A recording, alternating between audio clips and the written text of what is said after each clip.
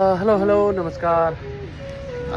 कोरियामा बसोबास गर्नुहुने हाम्रो मेरो दाइ आदरणीय दाइ पहिलेदेखि हामी बच्चापनदेखिको हामी केटाकेटी हुँदादेखिको दाइ र चिनेको अनि भाउजूहरूलाई पनि मजाले चिनेको हाम्रो दाइ भाउजू हुनुहुन्छ।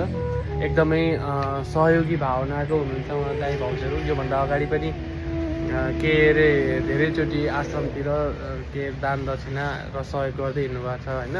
र उहाँ भाउजूहरूले चाहिँ के अरे हाम्रो एकजना यहाँ मित्र हुनुहुन्छ, मेरो मित्र जस्तै मेरो साथी, बालापनको साथी, जो चाहिँ अहिले के अरे दिमागी हालत चाहिँ अलिकति थोरै मात्रामा खराब भएको साथी छ, जसले चाहिँ मलाई बिहान बेलुका सघाइरहेको छ। तपाईँहरूले थाहा पाइहाल्नु होला। उहाँको लागि भनेर चाहिँ अलिकति अब त्यो भाइलाई लाउनुमा चाहिँ अलिकति गाह्रो भएको छ जस्तो लाग्छ।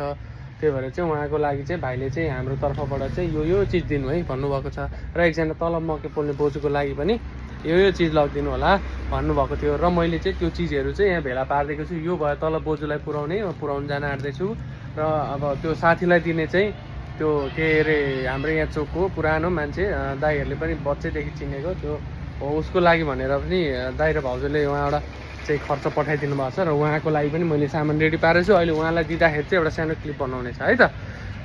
पर्खिँदै गर्नु होला। सेवा नै मानव धर्मको सबैभन्दा ठुलो कर्तव्य पनि हो, दायित्व पनि हो। सक्नुहुन्छ तपाईँहरूले दान दक्षिणा दिँदा राम्रो गरिब दुखीलाई हेर्ने, भोकोलाई पेट भर्ने यस्तो खालको कार्य गर्नु भने तपाईँ सधैँ तपाईँको मन खुसी हुनुपर्छ क्या। त्यति गरिसकेपछि तपाईँले ओहो मैले आज एउटा पुण्यको काम गरेँ भन्ने सोच हुन्छ र दिन पनि राम्रो जान्छ र आउने बाँचुन्जेलीको एउटा समयकाल हुन्छ, त्यो चाहिँ राम्रोसँग बित्छ क्या।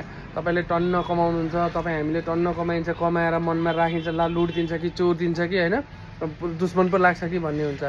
तर तपाईँले कमाए अनुसारको तपाईँले केही भाग केही अंश कसैलाई सहयोग, कसैको दुःखमा साथ, कसैको दुःखलाई हाँसोमा परिवर्तन गर्नु भने त्यो नै सबैभन्दा ठुलो धर्म हुन्छ है त भन्दै म चाहिँ सामान पुऱ्याउनु गएँ तल बुढी बज्यूलाई।